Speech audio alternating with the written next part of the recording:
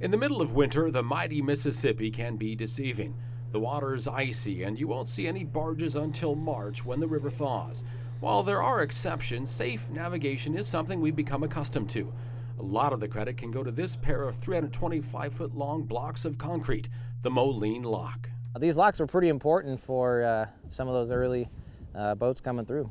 In the late 1800s and early 1900s, steamboats had a hard time getting through 14 miles of rapids around the Quad Cities. The Rock Island Rapids was considered one of the most dangerous places on the upper Mississippi to try to navigate through. And the captains on those boats, wherever they were from, oftentimes had to stop off either in Rock Island or LeClaire, and they would hand their boat over to a rapids pilot. The Moline Lock, adjacent to the Rock Island Arsenal, was the answer to make passage easier along 3 of the 14 miles. Engineers dredged a channel 250 feet wide with a 4-foot low water depth. You can see etched in the water levels. It opened in late 1907 after Congress spent $286,000 to make it happen. That's more than $7 million in today's money. It's not very well known, I don't think, but it should have a pretty decent place in history. Using concrete was cutting edge at the time. A lot of the techniques employed here were adopted for the massive Panama Canal project.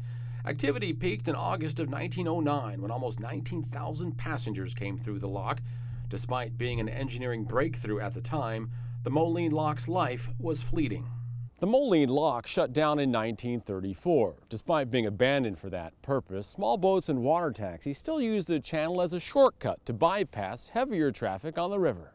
Well, it's pretty neat, to see that we were still using, structures and technology from, 100 years ago. Ultimately, the emerging transportation industry outgrew the Moline Lock. It gave way to Lock and Dam 15, a little downriver. The largest roller dam system in the world is still used today. Although you only get a view of aging concrete at the Moline Lock now, it cemented its place in history.